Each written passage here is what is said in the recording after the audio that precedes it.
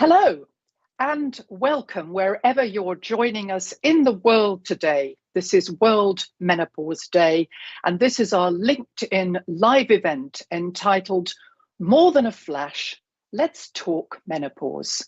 My name's Jilly Carter. I'm a communications consultant. I'm also a post-menopausal woman, and I'm your host for this hour-long discussion. You're very welcome to join us. Now, what is the purpose of today? Well, what we want to do is to continue to raise awareness of the menopause. We want to continue to increase our knowledge of this natural process, and we want to consider the impact of menopausal symptoms on a woman's professional and personal life. So what we're going to do is we're going to try and look at a more holistic approach, which could help in the management of menopause by paying closer attention to our overall health. Above all, what we want to do is to encourage women everywhere, wherever you live, wherever you work, to speak out, to open up, to have individual discussions, and to talk to people about your experiences, people who could, can, and would be very willing to help you, to partners, employers, medical professionals, because the time to speak out is now. And we've also got the momentum of science behind us, which is really important.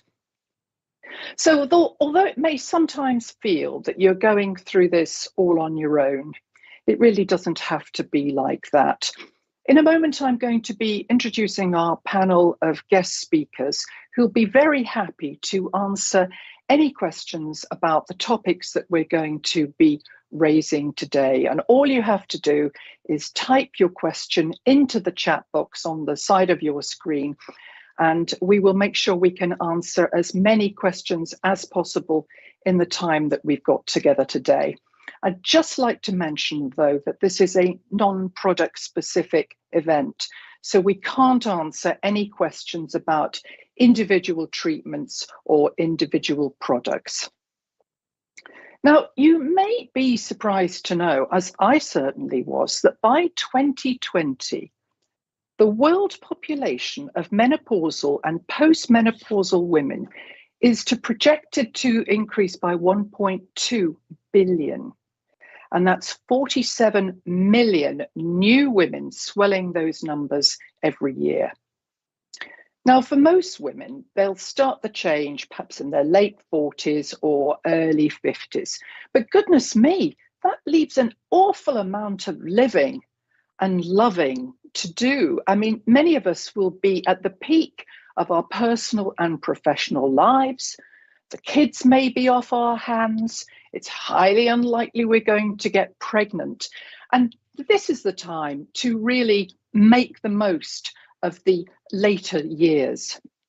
So you see, if we manage it well, this can be a moment of, I know it's an inevitable transition, but it can be one of transformation, of growth and enrichment, and not just for us as individuals, but for society in general. So this is really good news if we manage it well.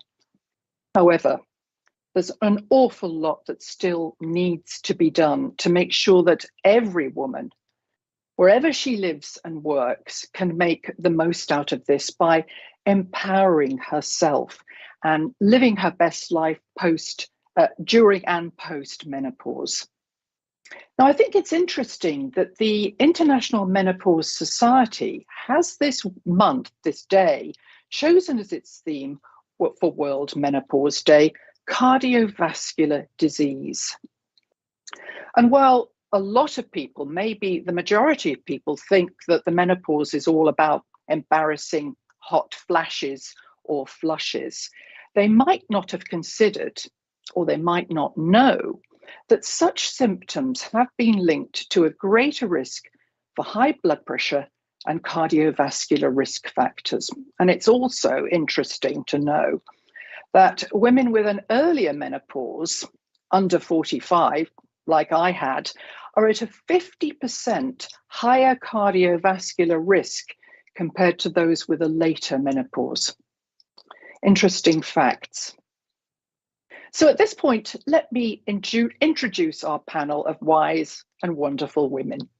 Georgia Brown is going through the menopause, and she's going to share with us the impact this has had on her personal and professional life. Dr. Rebecca Thurston is an expert in the field of mid and late life women's health, particularly in the areas of menopause and cardiovascular disease. Dr. Rossella Nappi is a gynecologist, endocrinologist, and sexologist. Her research interests centre on the psychoneuroendocrinology of women's reproductive and post-productive health. And Dr. Cecilia Caetano is Head of Medical Affairs, Women's Health at Bayer. She's an active person in menopause management.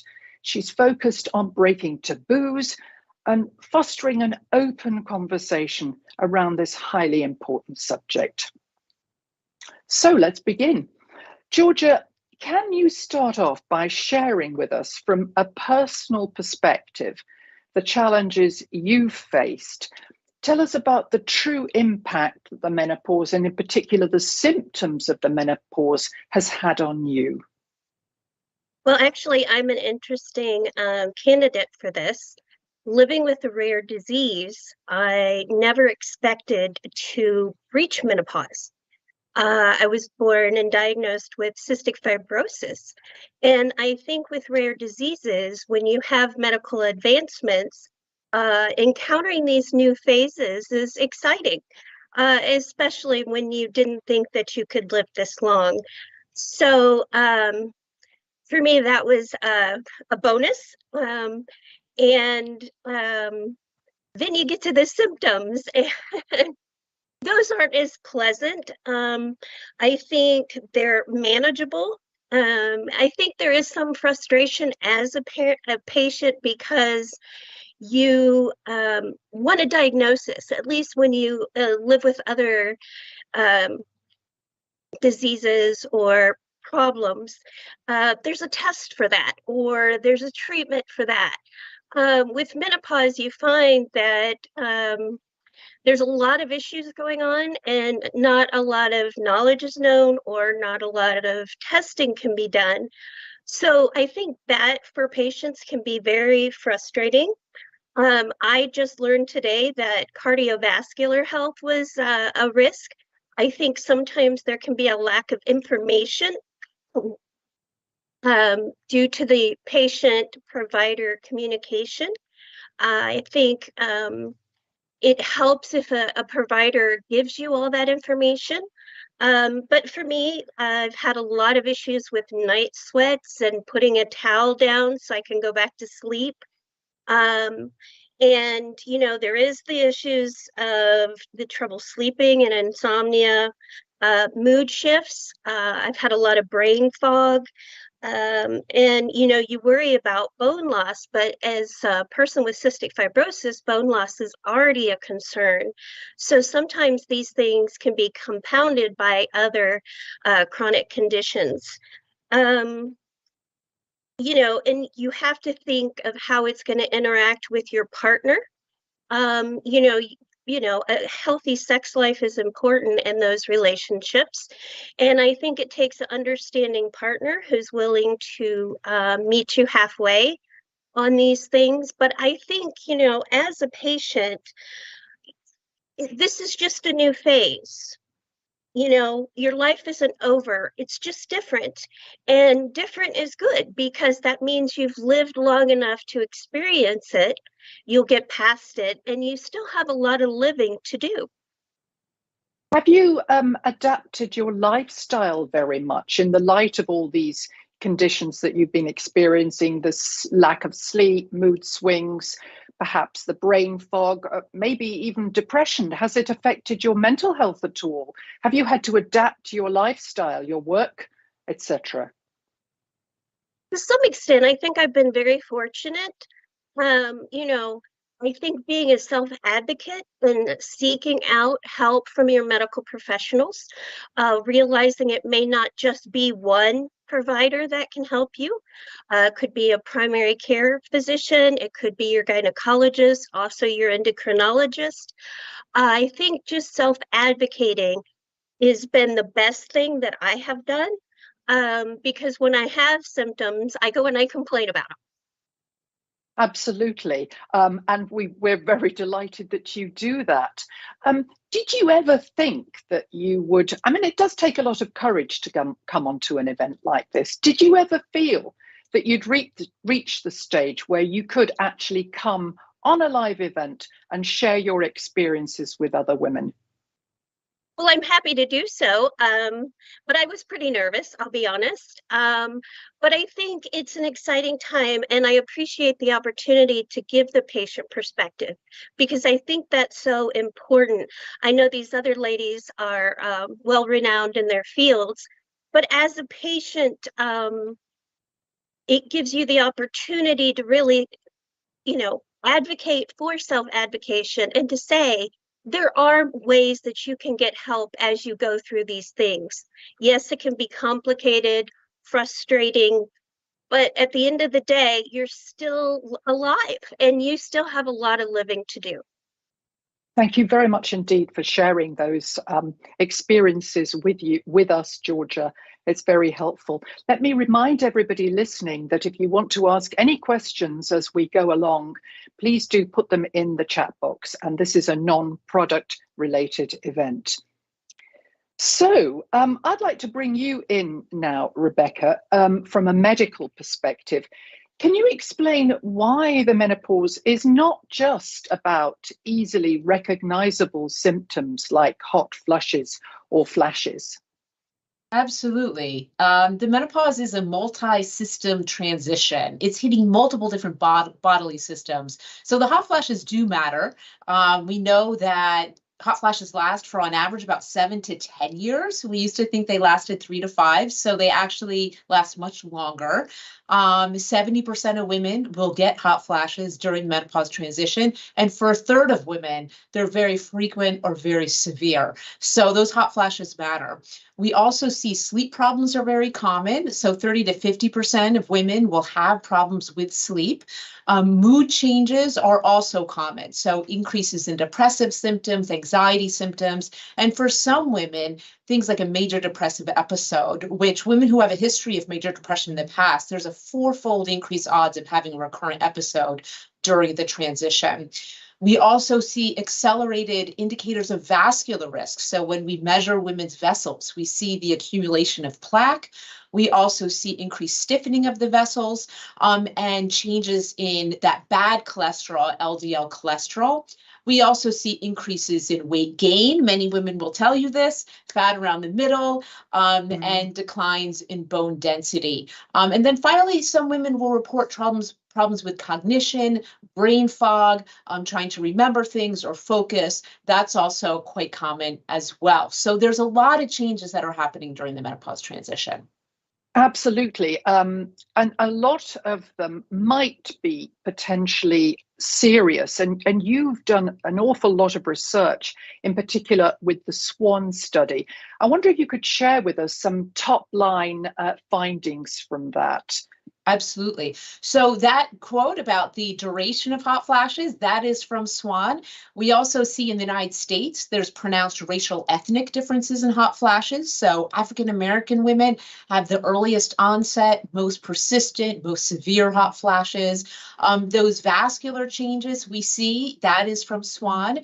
We also see that those links between vasomotor symptoms, so these hot flashes, night sweats, that we think about as just kind of bothersome midlife symptoms, we find them associated with increased risk of cardiovascular disease events, such as heart attacks and strokes over the subsequent 20 years. And we see that when we measure the hot flashes, when we have women tell us about their hot flashes. Also in our Ms. Hart study, we measured hot flashes using objective monitors, wearable technology, and found that the more hot flashes you had, the higher your underlying atherosclerosis. And also those sleep problems matter as well. The more than bothersome symptoms, women who have more sleep problems also have increased vascular risk down the road, particularly if those sleep problems are persistent. So those menopausal symptoms we think about as just symptoms, these have implications for cardiovascular health. And how dependent are these risks on when a woman had her last period? Well, we do know that women who go through menopause earlier are at increased risk for cardiovascular disease. So particularly the early menopause. So premature ovarian failure is before age 40. Early menopause is under age 45. So those earlier menopauses are going to be not great from a cardiovascular perspective. So for those women, as well as women with a lot of menopausal symptoms, it's going to be very important to stay on top of one's heart health, both in terms of the health behaviors we know are so important, exercise, diet, smoking cessation, as well as treating any of those cardiovascular disease risk factors, such as hypertension, diabetes, etc. Do you feel that in terms of medical research, all this new information has been a long time coming? Have the medical profession been a bit dismissive in general of the menopause? It's a bit of a Cinderella subject. So the menopause transition is one of those things that kind of has existed in the shadows. People talk about it in hushed tones and behind closed doors. And it's really time to stop, to throw off the cloak of shame. Let's just talk about this, because all women will go through it, and some non-binary and trans folks as well. So this is an incredibly common transition. So many people are going through this, and it's hitting multiple different bodily systems. So it's really the time to talk about it now, to devote serious scientific inquiry, and then those things that we learn in the scientific world to make sure they're also making it both to our medical providers as well as to the public, which is why I think that this event is so great. Well, that's absolutely right, because we need to ensure that women are aware of potential risks, but at the same time, we don't want to panic them. Correct. I mean, we don't want to panic people. So if you have a lot of hot flashes, the last thing I want to do is scare you. So what I would do is think about this as a wake-up call. This is the time to prioritize your health. So often as midlife women, we tend to prioritize everybody else above ourselves. But now's the time. So get that exercise routine going, make those healthy dietary changes, try to engage in that smoking cessation, and prioritize your sleep and prioritize the stress management. Oftentimes we're quite overwhelmed, stressed out. Don't ignore your mental health. That's important both in and of itself, but also for your cardiovascular health. Thank you for that. Rosella, can I bring you in here now and ask for your comments on the lack of comprehensive education around the menopause? I mean, in an ideal world, should all women know well in advance what to expect before they come onto this new stage of their life?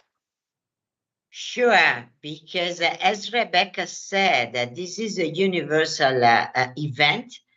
And women, they should be aware that there is not only one menopause, there is your menopause, meaning that we have many menopause, not only because some women, they enter earlier or late, but it's because menopause is an individual experience. And you have to be aware that from a biomedical perspective, we are all sensing the same, meaning that we have this change in the hormones, we have the cycle that becomes irregular, etc.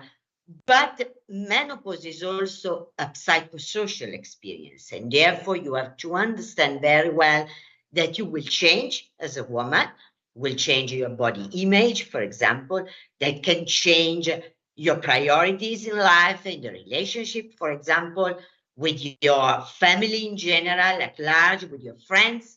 You will change at work, etc. Because this really depends from your own personal experience, your own personal view. So you really need to get prepared to this change in your life that can be smooth, because as Rebecca said, not all women, they will experience very negative symptoms. For some, it will be a smooth transition.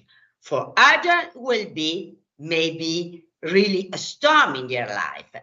And therefore, you really need to be prepared that it's not your fault. It's not because you are a bad girl or a good girl. And this is the reason why there is a stigma, because you talk about the symptoms, it means that you are weak, that you are not able to face, to overcome this step, but that's not true. It's just because you are more vulnerable for many different reasons. And therefore, you should be aware of what are the symptoms and that you can communicate to the doctor what you feel.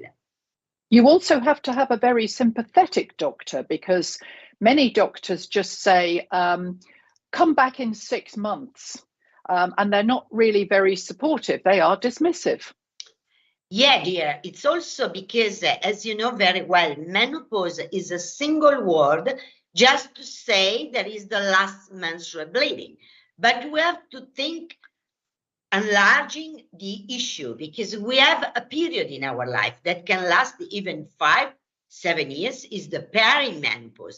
It's something broader, meaning that maybe when you start having your first menstrual irregularities, or you have your first symptoms, let's say hot flashes, but also mood swings, sleep disorder, you feel like that you are changing, even in your intimate life, etc., you are in the menopause, okay? And so you deserve a careful doctor that will discuss with you about different dimensions of yourself.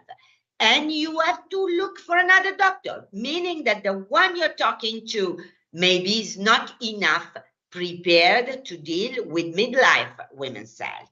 And I assure you that the scientific societies, they're doing a lot of education on this topic to both doctors and women. And we really need to empower the people, both sides, the doctor and the women. Otherwise, we fail, okay? Because the dialogue is not effective if we don't go on doing education for both categories of the two people that are there, the doctor and the woman.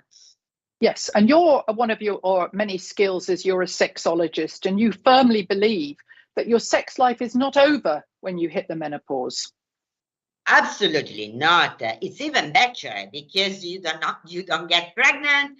You may plan in a different way your sex life. Of course, there are some changes going on, because we know that hormonal changes along with the aging process may affect significantly urogenital health, not only your vagina, not only the process of lubrication, but also other domains of the sexual response, arousal, orgasm, but even more sexual desire, because desire is a multidimensional construct. So you have hormones, they are important, but you have also other aspects. And if you feel depressed, if you don't like yourself anymore, if you feel old, etc., you may have a lack of desire. And also you have to think about that we have some changes in the urinary function. Even your bladder is affected. You may have urgency, frequency, you may have recurrent urinary infection. So all these things affect your urogenital health and your sex life. And you don't feel comfortable if you have urinary incontinence and you have to plan intercourse with your partner, but you have to discuss with the doctor and you will find a solution. Wonderful. Rossella, thank you very much indeed for that. And finally, Cecilia, it's become almost your life's work, hasn't it, to shatter the taboos around menopause? You feel really passionately about that. Why do you feel that it's not just a nice thing to do, but a damned essential thing to do? Yeah, exactly. It's not a job, it's a mission, right? And I think this is, we are now here today to talk about menopause, but if we look into women's health, it's a bit everywhere, right? We have topics like heavy periods, like menstrual pain, sex pain, not really being discussed openly. And it's so normal in women's health to have this kind of part of being a woman kind of approach, where women are somehow even enforced by society to hide, to cope, to learn on how to manage in silence. Of course, we can manage everything, right? We can manage our jobs, our lives, our symptoms, but it's really not about that. It's really about understanding when help is needed, not about medicalizing, like we were mentioning before, that menopause is not a disease. Many women go through menopause with minimal symptoms, and that's great. But there are others that really struggle, and those should be able to get help and support from their healthcare providers. So I think that there is a tendency for talking about menopause still pretty much behind doors, as Rebecca was mentioning. And even menopause in general, let's not even talk about sexual aspects of menopause. Like Rosella was mentioning, that's even worse. That somehow there is this perspective that women, when they approach menopause after their 40s, 45 years, they don't have sex anymore. And then you see unintended pregnancy peaking at that age, because even when it comes to contraception and counseling, there is not really a focus on that age group. So I think there are so many aspects that we need to really talk about, normalize the discussions, and avoid this culture of coping that is so common in women's health across all topics, across different perspectives and different phases of reproductive life. So really fighting this culture of silence has become a bit of a mission, I have to say, for sure. And in a way, Cecilia, the media is very active at the moment. It's becoming much more in the spotlight, certainly in the UK. I mean, we've got a menopause all-party parliamentary group, which is urging employers to keep middle-aged women in work because, well, I don't know about your economy, but our economy is not doing terribly well at the moment. And we cannot afford to lose these women with so much experience. We know that 80% of those going through the menopause experience symptoms, 20% have severe problems which affect them at work. Employers need to be much more sympathetic to these women because they need them. Yes, no, absolutely. And there have been data released from the UK because, as you mentioned, Jilly, the UK has been pretty much kind of leading this movement towards talking about menopause and normalizing discussions. Many celebrities in the UK have also come and really share their experiences, which is great. And we have data from the UK saying 900,000 women left their jobs due to menopausal symptoms. So at some point, this even becomes an inclusion topic and a topic where women are really having impact in their later life due to symptoms that they could have managed. This should not get in the way of a job or of life, of professional life. So I think that indeed there is a huge potential impact of menopause at work. The same survey says that 2 out of 3 women mentioned that there is a negative impact of menopause at work. And a lot needs to be done to ensure that women feel supported in their work environment. And it's not only about changing conditions in the work. And I, of course, completely understand that it's difficult to change things or to change the environment to a big extent. But it's the small details, making managers aware of this life stage, colleagues, male colleagues as well, creating an environment of trust and of openness that will enable women to share if they want to share and not to share if they don't want to share, but that they don't feel pressured to leave the work and with that deprive themselves from continuing their job, but also the companies from her experience, right? So I think that's really a very important aspect. And also, going back to the media again, they do us quite a lot of favors in many ways because they spotlight a great deal cardiovascular health. But it's often to do with men, isn't it? And the perception that it's the men, it's your husband or your partner who's going to get the heart attack or stroke. And they don't really focus potentially enough on women and their risk. And with this new research that we're finding out from the SWAN study, and I know, Rosella, you as well as Rebecca are involved in all of this, that the science is aiding us, isn't it? Yeah, no, totally, Jilly. And I think that there is still a lot to go when it comes to really uncovering the science behind menopause, and important advances have been made, even in how menopausal symptoms are generated, what is behind, so we can even develop more targeted treatments, but also on the impact of these symptoms as well. And the fact that vasomotor symptoms, so hot flashes, are now identified as potential female-specific risk factors independent of hormonal levels is really something very relevant, because we are used to have a kind of a one-size-fits-all when it comes to cardiovascular risk. And it is pretty much male dominated. So I think it's really important that we start looking into specific female risk factors so that we can really improve outcomes. As we know, outcome of cardiovascular disease tends to be more severe in women than in men. So I think that is also important that we start looking into gender differences there and identify this important impact. Absolutely. And on the theme of a holistic approach to our overall health, that is something that we need to take into account. And it's just by chance that it's also Breast Cancer Awareness Month. So, you know, we've got a lot of stuff going around that. We've had a lot of spotlight on endometriosis. Again, this is the holistic approach to the woman's health. We're getting some questions coming into the chat box. One for you, Rebecca. Other than hot flashes, how long do these other symptoms last? You were mentioning that the hot flashes can last 7 to 10 years. What about the other symptoms like night sweats and sleep disturbances? Yeah, the night sweats will follow a similar pattern as the hot flashes. We collectively term those vasomotor symptoms. The main difference there is just one happens during the day, one happens during the night. So that's going to be that 7 to 10 years as well. Now, sleep problems, what we're seeing is that women tend to follow different patterns of sleep problems over the course of the transition. Some women don't have any.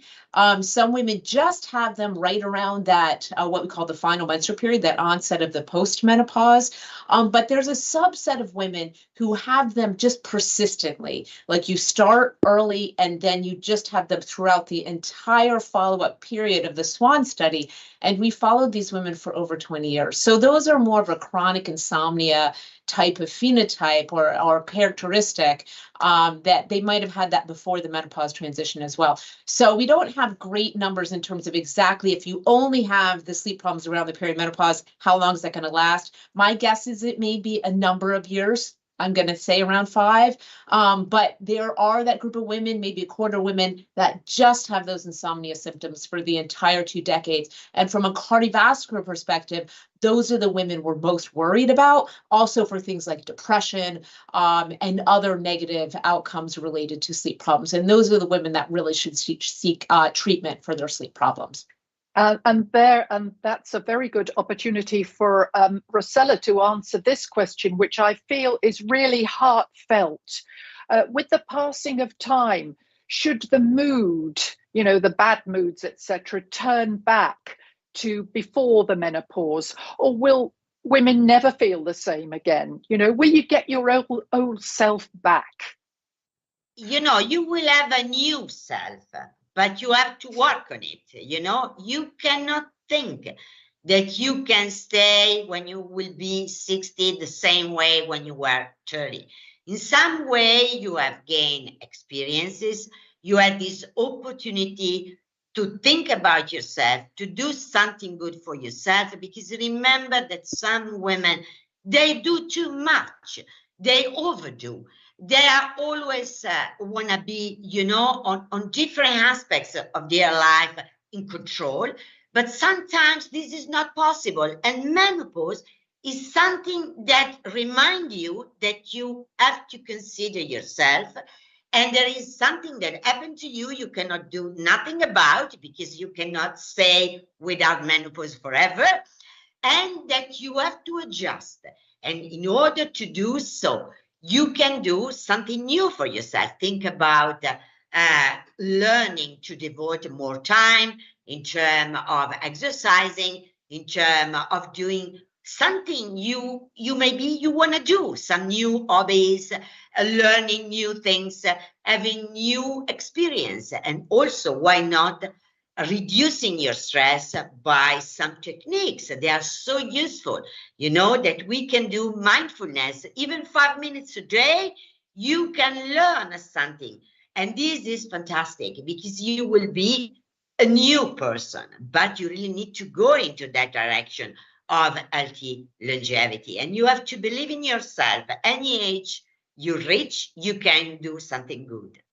And if I could Great. chime in about the mood issues, because from a clinical perspective, because this is what I do clinically, is if you do have a history of things like depression, anxiety in the past, and you really are having an episode during the menopause transition that is making it hard to go about your daily activities, to function, to get out of bed, that's when you really need to seek medical or psychiatric care and get that treated. Because what we know is that with mood disorders or anxiety disorders, there can be what's called the kindling effect, that the more episodes you have over time, the worse they get over time. So we do really, sometimes you do need professional help that looks like therapy and other kinds of interventions if it's to the point where you can't function in your daily life. So don't just try to muscle through that kind of situation. Right. A question here for you, Georgia. What did you find most helpful to support you when going through the menopause? My friends. Fortunately, I have friends that are my age, and we were able during COVID to have a lot of Zoom talks, happy hours and things, and sharing with your friends. I think it's not necessarily an open topic, but I think it's a topic that you need to discuss, especially if you don't get that from your parent or grandparent who might tell you what their experience was. And even in the family, that can be different. But I didn't have that support system. So I went to my girlfriends, and I really found that sharing stories can be rather cathartic, and you can also share suggestions and maybe try little things here and there that somebody else found worked. That's really helpful. Cecilia, a question for you. We've heard a lot about hot flushes, emotional symptoms, decreased energy, brain fog, and all the rest of it. We've got to be stronger. We've got to look after ourselves, but we still don't know how to treat the menopause, do we? Mm-hmm. Really? Yes. Because every woman is different. We've already discussed this. There's no one menopause for every woman. Exactly. As Rosella was mentioning, there are many menopauses, and there is really the need to individualize treatment.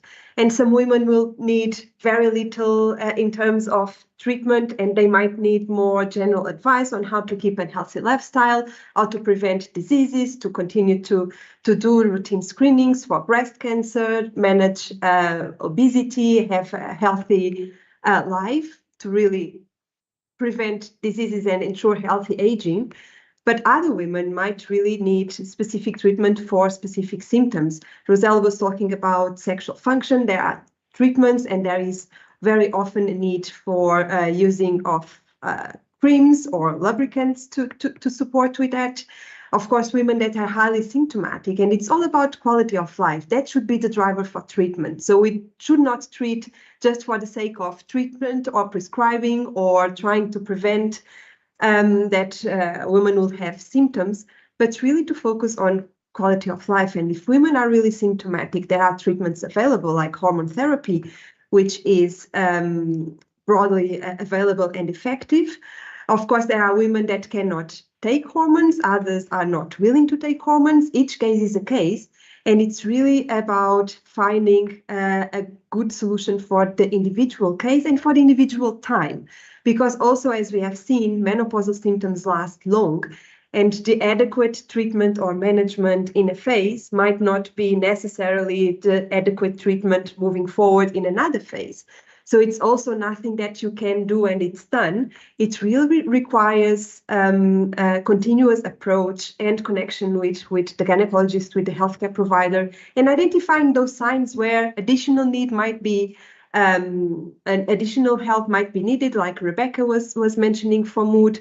There is also a phase where you have increased risk for other diseases and that you might need additional care. So it's definitely for sure a time to take care of ourselves, to look into ourselves holistically. Am I feeling well? Not get just life get in between. And again, this kind of feeling, oh, I cope with everything and it's fine. I manage everything, parents, kids, job, whatever. No, it's really the time to focus and look after us. Okay, thank you, Cecilia. We are not super women and we don't need to be. A question for you, Rosella. Are fibroid sufferers at a higher risk of developing severe menopausal symptoms? And you might want to chip in as well, Rebecca. You know, there are some signals out there that when women have fibroids, they can be more inflamed, okay? They have a higher grade of inflammation. Sometimes they have also heavy menstrual bleeding. And this has been related in some studies to symptomatology in general and hot flashes in particular. The problem with women with fibroids is that sometimes the menopause is really a solution because they are less symptomatic, because without the hormones, the fibroids, they grow less. So if women, they are lucky and they don't have so many symptoms, they can even be happy, you know, because when they enter menopause, they stop bleeding, they stop pain. And from this question, you really understand what menopause is, because it's an individual experience. And if you have heavy menstrual bleeding, and then you're feeling better because you stop the bleeding, you may cope better with your menopause. And you know, this is really the beauty of menopause, that there are so many things going on. Yes, absolutely. Another question here. We've talked already about the need for exercise, you know, all that belly fat and all the rest of it. Exercise is a must at this stage of our lives, says one of the people typing into our chat box. Which exercise is the best to perform for us? Would it be weight bearing, Rebecca, Cecilia, Rosella, Georgia? I don't know if you do any exercise. Any comments? Yes, I could speak. I could start it off. The best exercise is the one that you will do. So the most important thing is that you choose something that you can sustain over time. But if I had a choice, I would say there is a combination of aerobic, strength training, and flexibility, because you want to also be working on that balance as you age. So I would say the aerobic exercise is going to be really important for cardiovascular health and to maintain your weight. Strength training, important preserving for bone and muscle, and flexibility and balance for preventing falls and fractures as you get older. So some combination of those is ideal. But again, the most important thing is that you choose something that you like, or at least you don't hate, that you can sustain over long periods of time. For some people, that's really important to do things with others, a group-based exercise or a friend or a buddy that will help you do it. And for others, they like to go solo. But I would say experiment, and also what you maybe liked or did to maintain your weight, for example, when you were younger, may need to look a little different as you get older. So consider trying new things, experimenting, and diversifying to try to hit those three elements. Jilly, I agree with Rebecca, but I want to add that also dancing can be extremely good, because you enjoy, you may do with your partner, you may do with your friends, and dance is very important. And we know that tango, for example, is a great dance when you get older.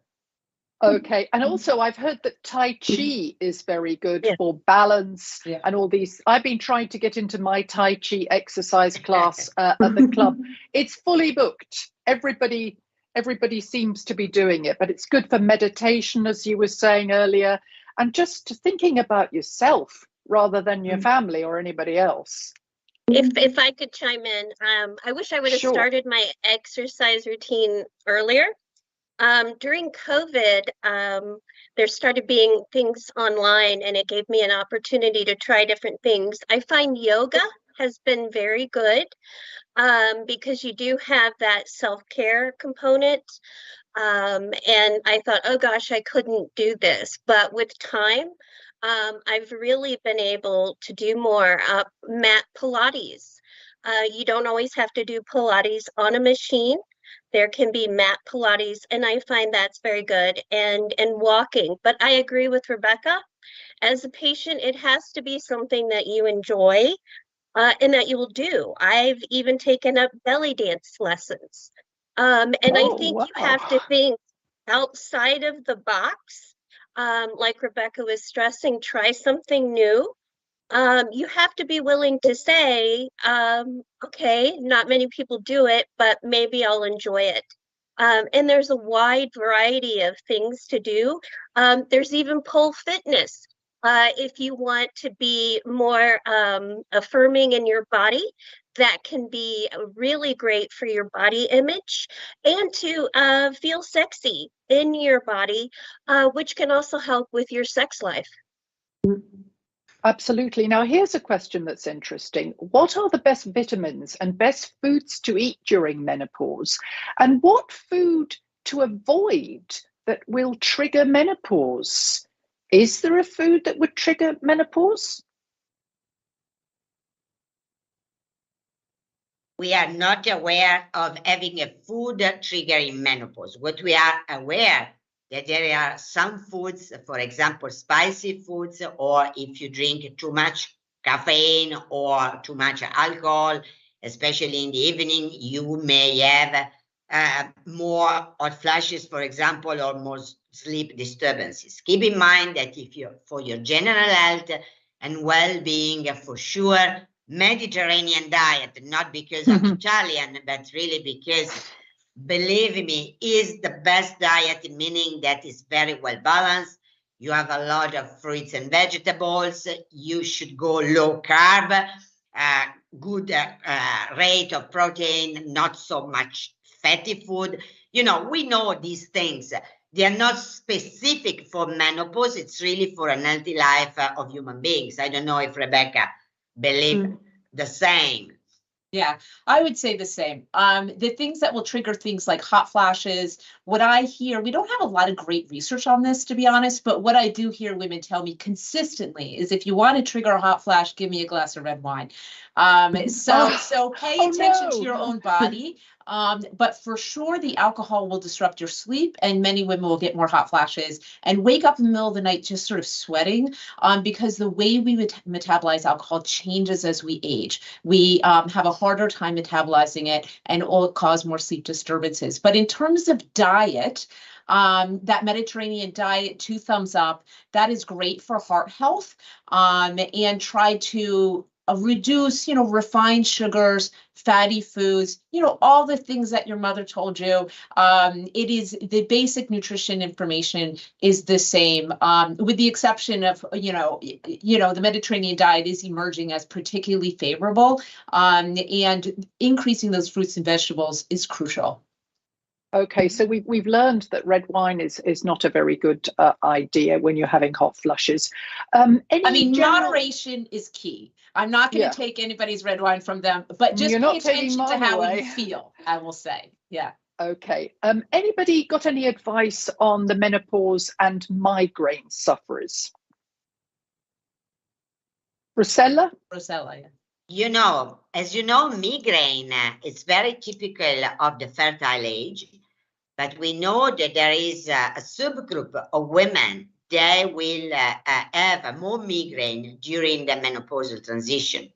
And there are some studies also linking migraine to cardiovascular risk, especially when migraine gets worse with menopause, but most importantly, when you have those symptoms that we name aura, that they are, these symptoms, they are concomitant with the pain, and you see little stars in your eyes, and you can have some sensory symptoms or motor symptoms. They are very predicting the pain. In this case, you may even double and triple the risk of having stroke or other cardiovascular events. So if you your migraine get worse with the menopause, you should do a nice cardiovascular check, in my opinion. Okay. What piece of advice, and this is for everybody, perhaps we could start with you, Georgia, on this one. What piece of advice would you give to women before they went through the menopause? This goes back to the whole thing about flagging it up, what to expect so that we're best prepared. Who would like to take that? I'll start. Yeah. I think the best thing to do is to monitor and listen to your body. A lot of times with the hustle and bustle of life, you're not really thinking of what you're experiencing and feeling. And you might sometimes think, oh, well, I should just push through it, or I'm not doing enough. But really take a moment to sit with yourself and say, okay, this is bothering me, or I've noticed a change in this. And then write those things down. When you write those things down, you will remember them. And when you go to see a provider, you can say, I've noticed these changes. Can we talk about them? And I think that's very important to be proactive and to just listen to your body. It doesn't mean it's wrong. That doesn't mean there's something horribly going on. But it's a time for you to reflect and say, I've noticed a change. Okay, I totally Cecilia. agree. If I might add, I would give the advice that you don't need to suffer. You don't need to go through this alone. If you need help, there is help available. I think it's about identifying when normal is not normal any longer and when help is needed. And that it might be in terms of mental health, in terms of physical health, dealing with hot flashes, with sleep, with mood. I think there is a multitude. It takes a village, I think, to really make menopause management a reality and really individualize it. And I think that's very important. We hear many times that women go to their physicians and that they get this kind of, oh, it's all in your head. This is really your impression. Nothing is wrong.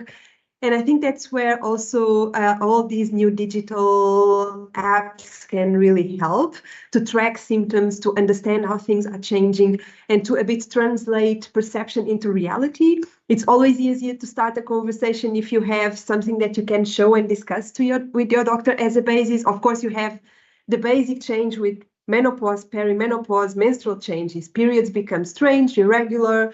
So if you are unsure, if you are concerned, speak to your doctor about it and look for information. I think that's really crucial in this stage. Rebecca? I think these are great suggestions. Pay attention to those early signs. Don't just suffer through the symptoms. These symptoms are also often very related. So for example, if you have sleep problems, that can also drive some of those cognitive symptoms. So even if you start to have clusters of symptoms, treating one of them can oftentimes help the other. Be careful where you get your information. The internet is, the great highway in some cases of misinformation. So look for reputable sources. One reputable source is the Menopause Society, which is a nonprofit scientific organization that is used to be called the North American Menopause Society. There's some information there, but be careful where you get your information, and don't suffer in silence. Don't suffer alone. And then if you know what your vulnerabilities are, for example, if you tend to have sleep problems earlier in life, if you tend to have mood issues earlier in life, be a little vigilant for this time during the menopause transition and try to head things off early before they get really, really bad. Yeah, I agree absolutely with Rebecca. Keep in mind that also the International Menopause Society has a very nice section for patient meno info. You should be really prepared to overcome this moment in your life and to learn how to handle those fantastic 35 years, and we hope even more, you can live as a menopausal woman. And we can do it.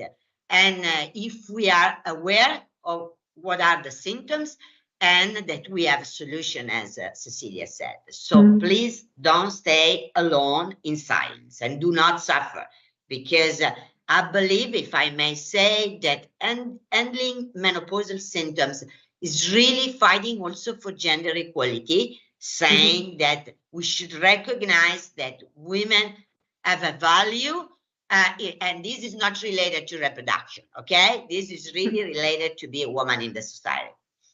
Thank you. Absolutely. Okay, so ladies, thank you very much. To summarize then, we've taken away a great deal from today. Perhaps I could just point out what struck me. We need to take more individual responsibility for our overall health. We need to prepare ourselves for this perfectly natural transition, and there is help out there and it's growing.